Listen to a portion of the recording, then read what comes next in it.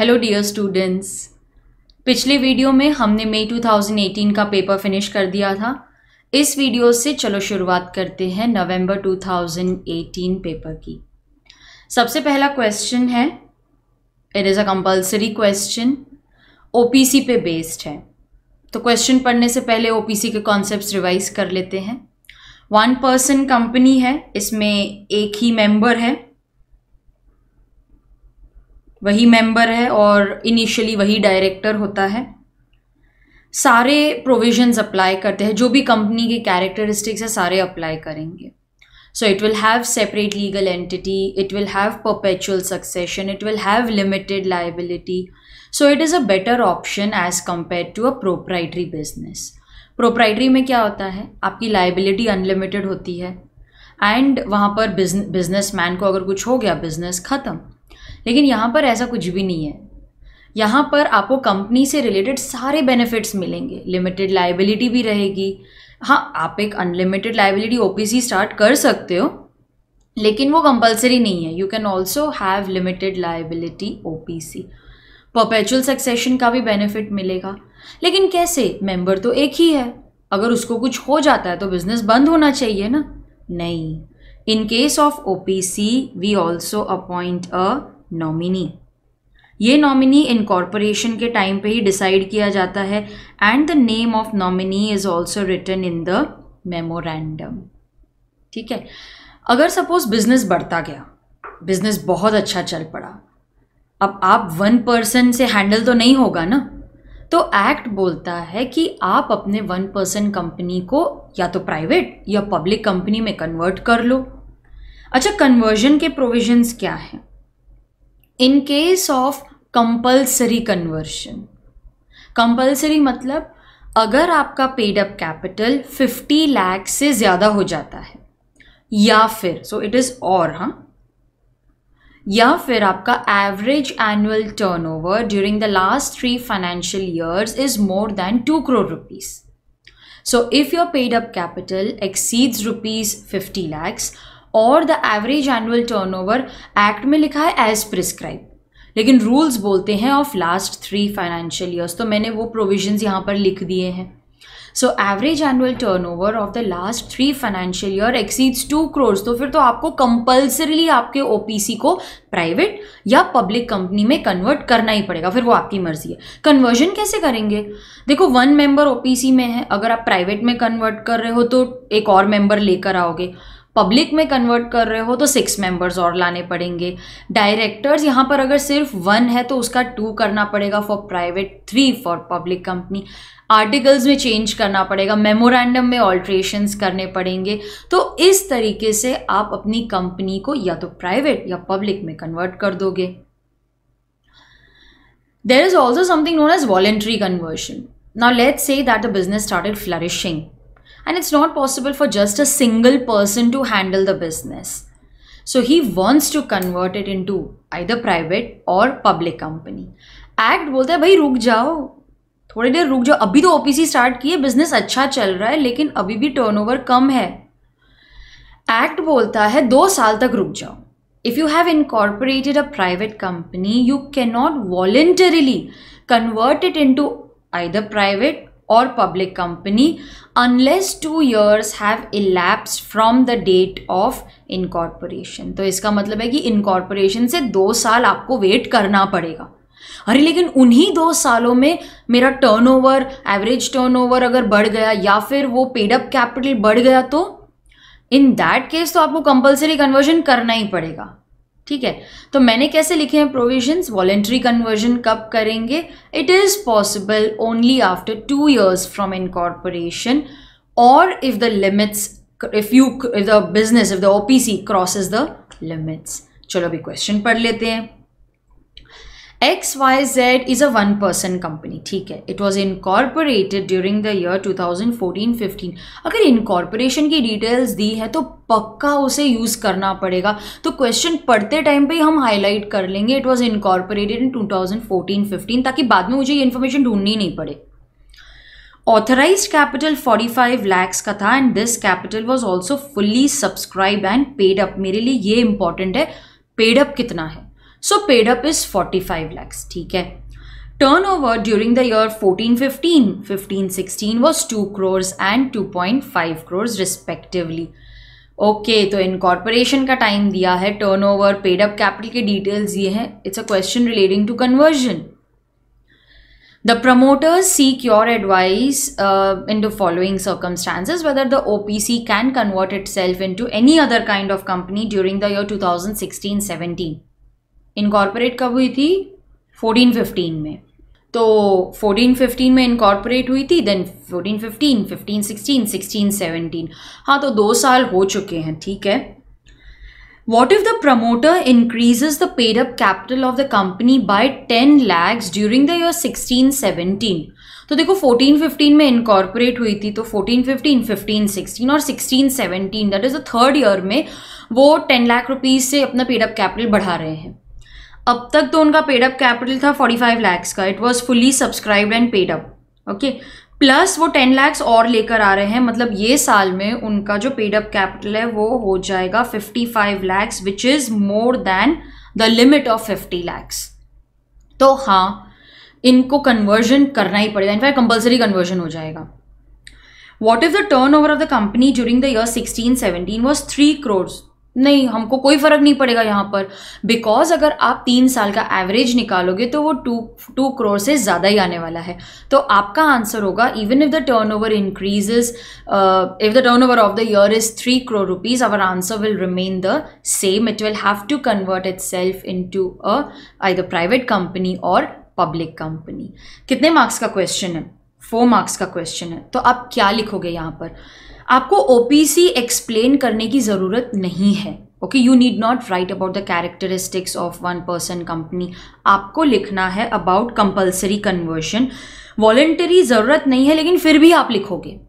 सो compulsory conversion, voluntary conversion, इनके limits, इनके provisions, आप वो सब लिखोगे. This will come in the first paragraph.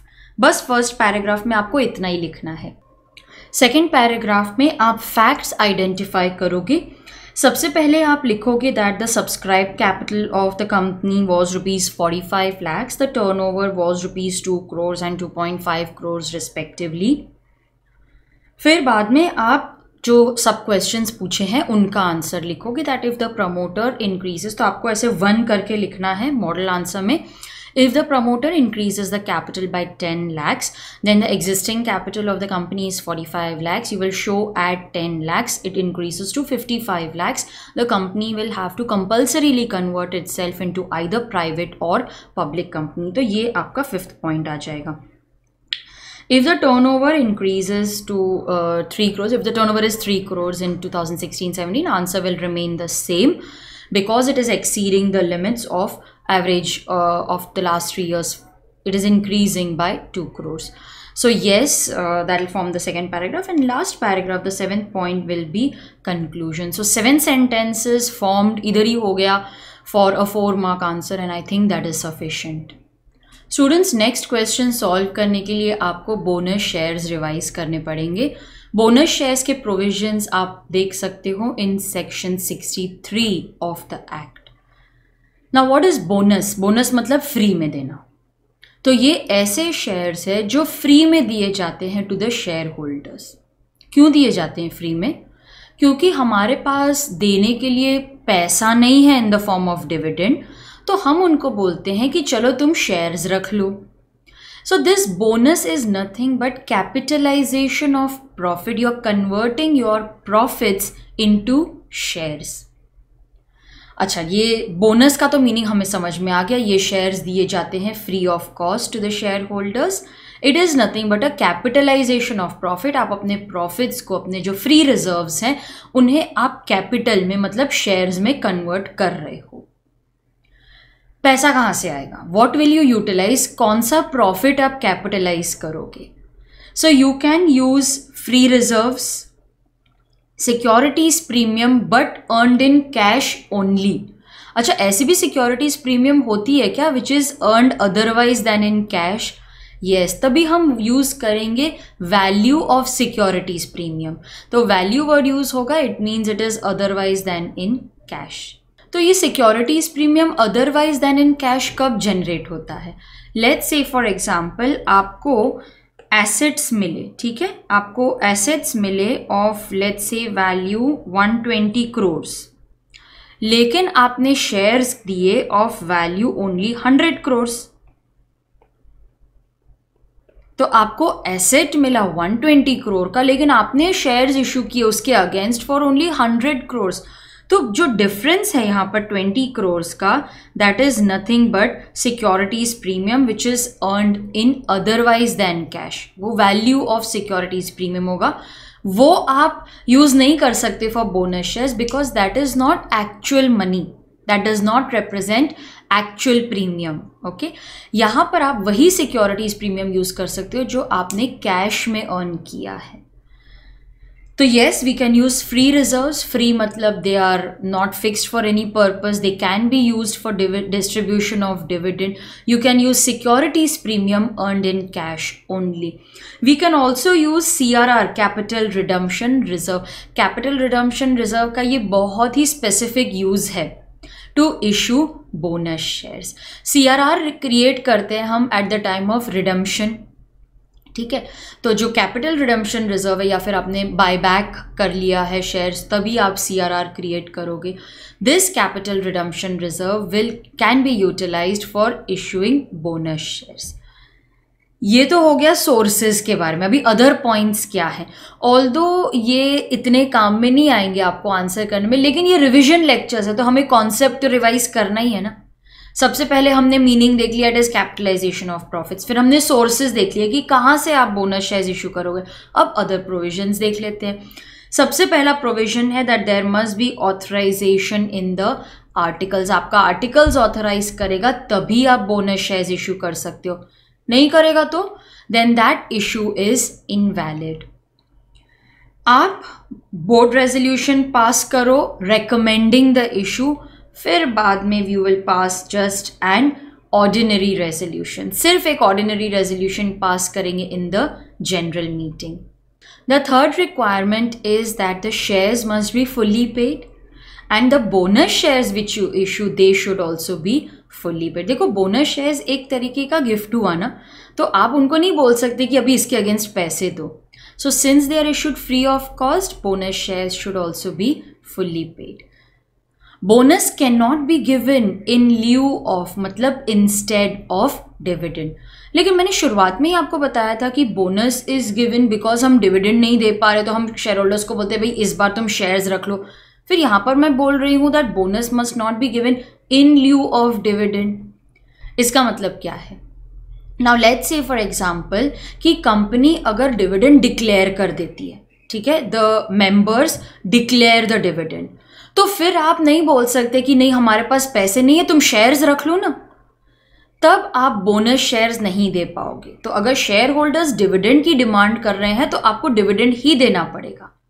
लेकिन अगर कोई एक साल में आप डिविडेंड नहीं दे पा रहे हो क्योंकि इतना कैश नहीं है आपके पास, तो आप उनको बोल सकते हो कि भाई इस बार शेयर्स रख लो, तो वो बोनस शेयर्स की रेजोल्यूशन पास कर लेंगे, फिर आपको डिविडेंड देने की जरूरत नहीं है। लेकिन अगर डिविडेंड डिक्लेयर कर दिया तो देना पड़ेगा। देन यू कैन नॉट से भाई शेयर्स रख लो instead of money. Bonus must be implemented within 2 months of the board resolution. तो जैसे ही बोर्ड रेकमेंड करेगा उसके 2 महीने के अंदर अंदर अगर रेजोल्यूशन पास हो जाता है इन द जनरल मीटिंग, तो बोर्ड रेजोल्यूशन के 2 महीने के अंदर अंदर आपको बोनस शेयर्स इशू करने पड़ेंगे। ये बहुत इंपॉर्टेंट है। The company should not have defaulted in repayment of deposits, debentures, redemption and dues of employees, the statutory dues like bonus, PF, gratuity। भाई ये सब देने का पैसा नहीं है और आपको बोनस शेयर्स इशू करने हैं। पहले अपनी एग्जिस्टिंग लाइबिलिटीज पे ऑफ करो, उसके बाद बोनस देने का डिसीजन लो। चलो अभी देख लेते हैं कि इससे रिलेटेड क्वेश्चन क्या आया था। Now ABC Limited has following balances in their balance sheet as on 31 March 2018। Equity share capital है 30 lakhs का, जिसमें से है 3 lakh equity shares of ₹10 each. Free reserves हैं, सिक्योरिटीज प्रीमियम है, कैपिटल रिडेम्पशन रिजर्व है, ठीक है। तो हमने पढ़ा था ना sources of fund, free reserve, securities premium, CRR। Revaluation reserve free reserve की डेफिनेशन में नहीं आता है, तो ये हम इंक्लूड नहीं करेंगे। अगर हम तीनों का टोटल कर ले तो ये आ जाएगा 12 लाख रुपीस, ठीक है। तो हमारा सोर्स कितना है, 12 lakhs. The directors seek your advice. Can the company give bonus shares in the ratio 1:3? Can the company give bonus in the ratio of 1:2? ये आंसर करने से पहले हमें फर्स्ट पैराग्राफ डिसाइड कर लेना है कि फर्स्ट पैराग्राफ में क्या लिखेंगे, आंसर की शुरुआत कैसे करेंगे। बोनस का क्वेश्चन है तो ऑब्वियसली हम सबसे पहले लिखेंगे एज पर सेक्शन 63, फिर हम बोनस शेयर्स के प्रोविजंस लिखेंगे।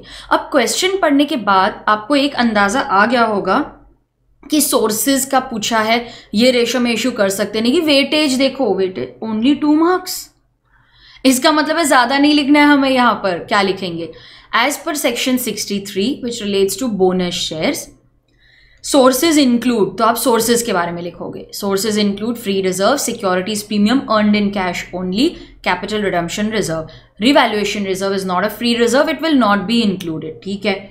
फिर आप बोलोगे टोटल अवेलेबल सोर्स या total available fund is 12 lakh rupees. फिर सीधा आप आंसर पे आ जाओ, ज्यादा टाइम वेस्ट मत करो।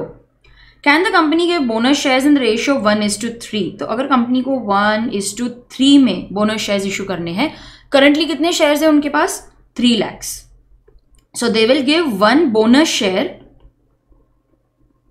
For every 3 shares held, 1 bonus for every 3 shares held। Company के पास अभी एग्जिस्टिंग कितने हैं, 3 लाख शेयर्स, तो कंपनी कितने बोनस शेयर्स इशू करेगी, 1 लाख। हर शेयर का फेस वैल्यू कितना है, 10 रुपीज। तो इसका मतलब है कि company has to make arrangement of 10 lakh rupees. 10 lakh rupees रहेंगे हमारे पास फंड में, तभी हम बोनस शेयर्स इशू कर सकते। हाँ, कंपनी के पास है ना, देखो 12 लाख रुपीज है ना। So yes, the company can issue bonus shares in the ratio 1:3। अच्छा, कंपनी को 1:2 में इशू करने हैं, 1 share for every 2 shares held. तो कितने हैं एग्जिस्टिंग शेयर्स उसके पास, 3 लाख शेयर्स हैं।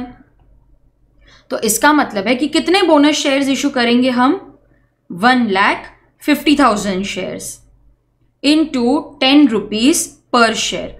तो इसका मतलब मुझे कितने पैसे की जरूरत है, 15 लाख रुपीज। 15 लाख रुपए लगेंगे मुझे बोनस शेयर्स के लिए, लेकिन मेरे पास है कितने, सिर्फ 12 लाख है।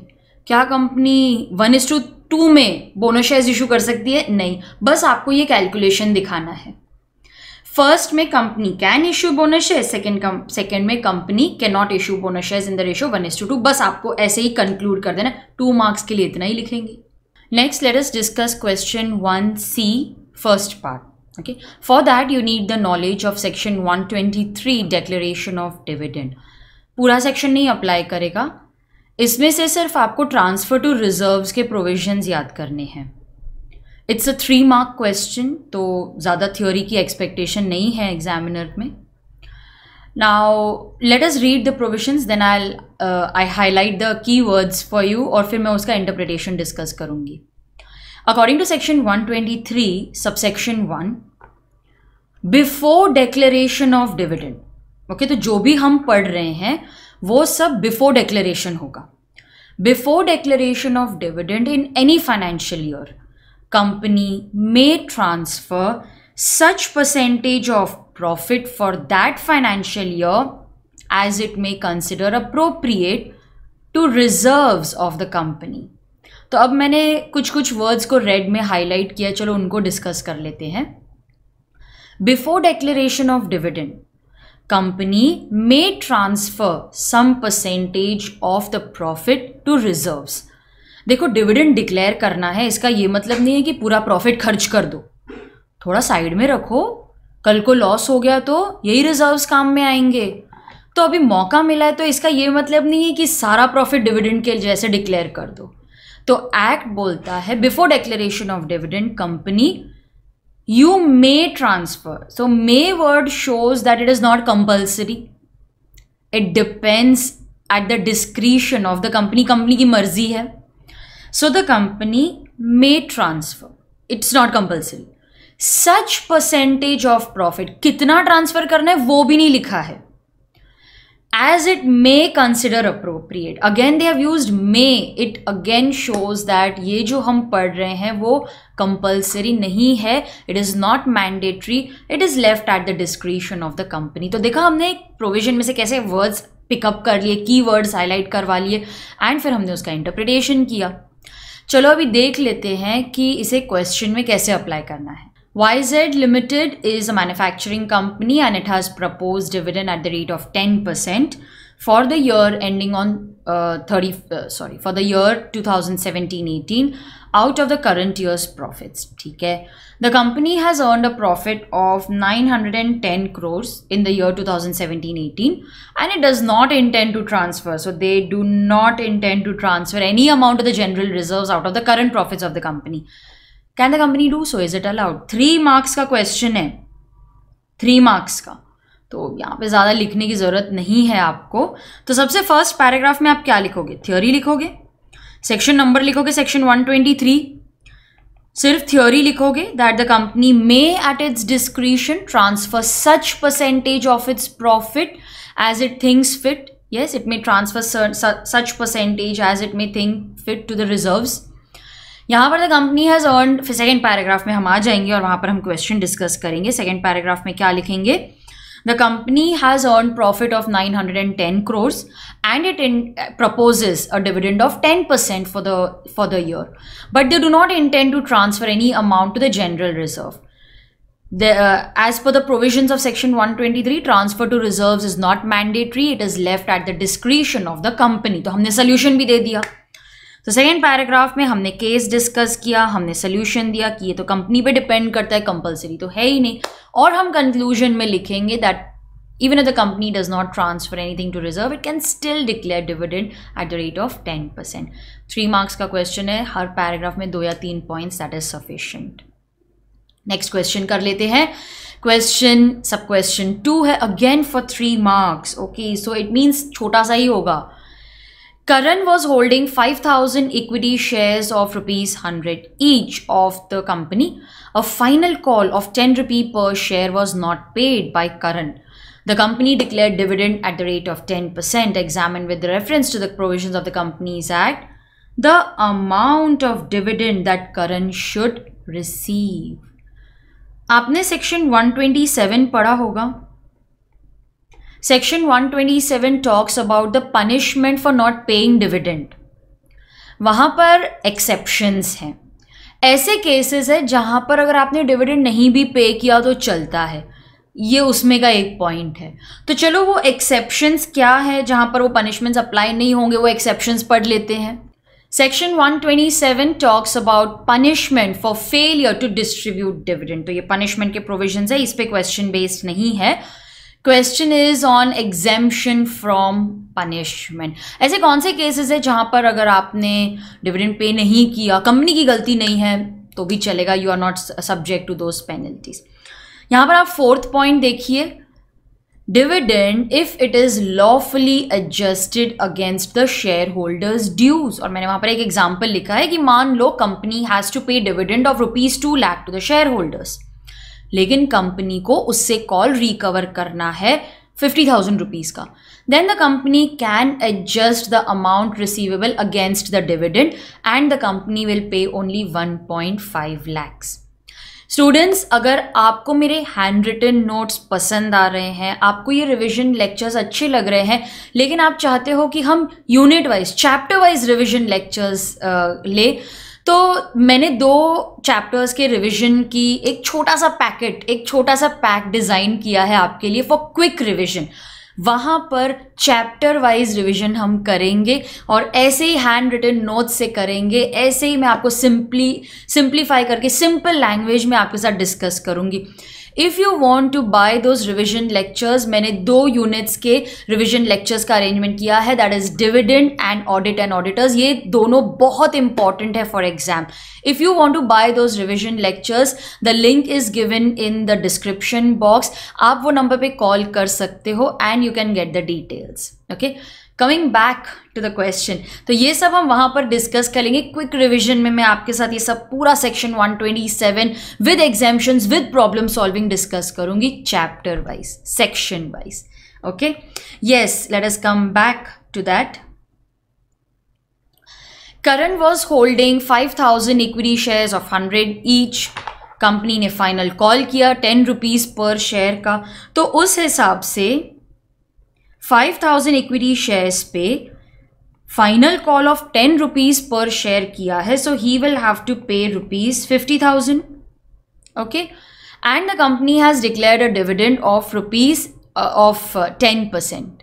तो 10% के हिसाब से अगर हम कैलकुलेट करें 5,000 शेयर्स है उसके पास, 100 रुपीज पर शेयर है, उस पर 10% मुझे देना है. ओके, तो इसका मतलब है कि 5 लाख का जो उसका होल्डिंग है उस पर 10% डिविडेंड मिलेगा, विच कम्स टू रुपीज 50,000. अरे मुझे उससे कॉल रिकवर करनी है 50,000 की, that is 5,000 into 10 rupees per share 50,000, और मुझे उसे डिविडेंड देना है on 5,000 into 100 rupees per share 5 lakh का 10% 50,000. मुझे 50,000 लेना है, 50,000 देना है, पूरा एडजस्ट हो जाएगा तो हम उसे कुछ भी नहीं देंगे. अब आप ये आंसर कैसे करोगे? सबसे पहले आप सेक्शन 127 लिखोगे फर्स्ट पैराग्राफ में. पूरा सेक्शन एक्सप्लेन करने की जरूरत नहीं है, आपको सिर्फ वो प्रोविजन लिखना है that the company can adjust the amount which is receivable from the share holder and it can be adjusted against dividend. फिर आपको कैलकुलेशन दिखानी है इन द सेकेंड पैराग्राफ. ठीक है, सेकेंड पैराग्राफ में आप कैलकुलेशन दिखाओगे कि 50,000 रुपीज उससे लेने हैं, 50,000 डिविडेंड उसको देना है, so it can be adjusted, nothing will be paid to Karan. Conclusion होगा the amount that is Karan should receive, आप लिखोगे nothing will be received by Karan. 3 marks का क्वेश्चन है, इतना सफिशिएंट है. The next question is from the Indian Contract Act 1872. Guarantee का question है. अच्छा, उसके पहले जरा रिलेशन एस्टैब्लिश कर लेते हैं कि गारंटी में कितनी पार्टीज होती हैं. In a contract of guarantee you have the creditor, debtor and the surety. मैं हमेशा ऐसे ही लिखती हूँ क्योंकि क्रेडिटर डेटर के साथ कॉन्ट्रैक्ट करता है, श्योरिटी अपनी गारंटी देता है टू द क्रेडिटर, तो एरो फॉर्मेट हमेशा मेरा ऐसे ही मूव करता है.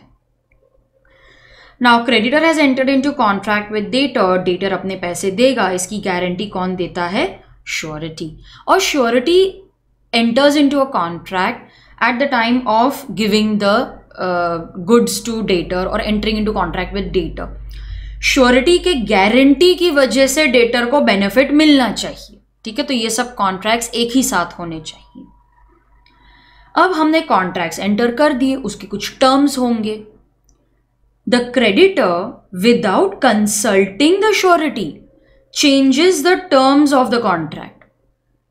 अब श्योरिटी ने एक कॉन्ट्रैक्ट के बेसिस पे गारंटी दी होगी कि भाई क्रेडिटर तो ये टर्म्स पे गुड्स देगा टू द डेटर. फिर क्रेडिटर बिना श्योरिटी का कंसेंट लिए, बिना उसको पूछे वो टर्म्स चेंज कर देता है.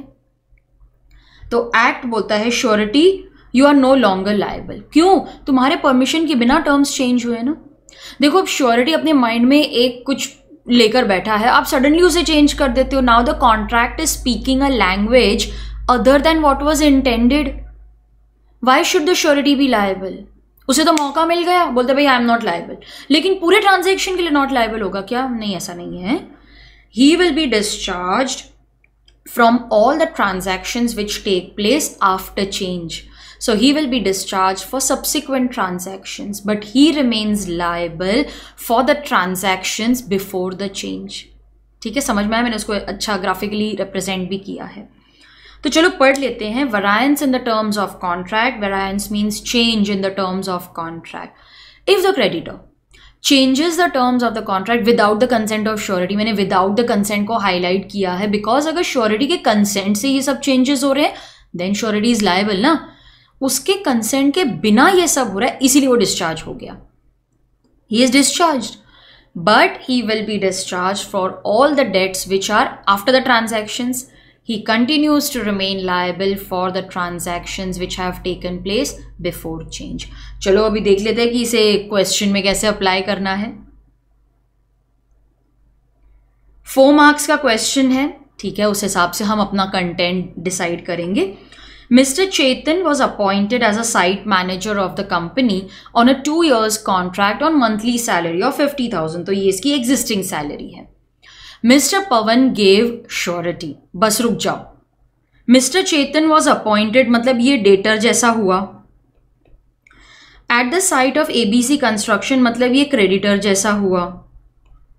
पवन इज एक्टिंग एज श्योरिटी, बस मैंने पहले पार्टीज आइडेंटिफाई कर ली, इसके बाद में प्रोसीड करूंगी। Whenever you get a question of this type, first always identify the parties. Pawan gave surety in respect of Chetan's conduct, so it's a fidelity guarantee. After 6 months, the company was not in a position. After 6 months, ये हमारे लिए important है. After, the company was not in a position to pay 50,000 to Chetan because of financial constraints. ठीक है. Chetan accepted a lower salary of rupees 30,000 from the company. Lower salary मतलब there is a change. This was not communicated to Pawan without the consent of surety. तो आपने देखा जो theory हमने पढ़ी, कैसे उसके आंसर्स क्वेश्चन में ही दिए हुए हैं. This is how you are suppose to identify the points. ठीक है, तो आफ्टर 6 months चेंज हुआ है, it means the surety is discharge for all the transactions after 6 months. But अगर बिफोर 6 months में कुछ फ्रॉड हुआ, then he is liable. Not communicated, ये सब without the consent of surety हो रहा है. 3 months आफ्टरवर्ड्स, ये हमें सिर्फ डिस्ट्रैक्ट करने के लिए है कि कब हमें ये डिफॉल्ट के बारे में पता लगा. ये सिर्फ डिस्ट्रैक्ट करेगा. कैंसिल कर दो. Chetan had been doing fraud since the time of his appointment. जब से अपॉइंट किया था तब से फ्रॉड कर रहा है. What is the liability of mister Pawan? देखो, you are not in a position to determine the amount of liability, क्योंकि कितना फ्रॉड हुआ है, कितना अमाउंट इन्वॉल्व है, वो नहीं दिया. सिर्फ सैलरी कितनी चेंज हुई है उसके बारे में इंफॉर्मेशन दी है. तो ये एज सच देखा जाए तो सिर्फ एक थ्योरी क्वेश्चन है. सो व्हाट विल यू से? In the first paragraph you will write this theory. Okay, so you will write whatever you are seeing in the chart. After that, you will say in the second paragraph, we'll discuss the case. आप mention करोगे कि when we appointed him, he was appointed for a salary of 50,000. After 6 months, he accepted a lower salary. This was a change not communicated to the surety. Applying the provisions of section 133, since the information was not communicated to the surety, surety is discharged. Conclusion में आप लिखोगे surety will be discharged. Students, next question general clauses act में से है, वो मैं यहाँ पर डिस्कस नहीं कर रही, उसका वीडियो अलग से डाल रही हूँ. उसका रीज़न ये है कि कल को अगर आपको रिवाइज करना है वो कॉन्सेप्ट, तो आपको वीडियो नहीं ढूंढना पड़ेगा कि वो कहाँ पर डिस्कस किया था. सेपरेटली वीडियो अवेलेबल होगा, तो आप कभी भी जाकर रिवाइज कर सकते हो. तो स्टूडेंट्स, ये था क्वेश्चन 1 ऑफ नवंबर 2018. ये वीडियो खास आपके लिए बनाया गया है, और अगर आपको ये वीडियो पसंद आया तो इसे लाइक और शेयर ज़रूर कीजिएगा. और अगर आप भी ये यूट्यूब फैमिली का हिस्सा बनना चाहते हैं तो सब्सक्राइब कीजिए अपने इस चैनल को, थ्योरी मास्टर्स लर्निंग.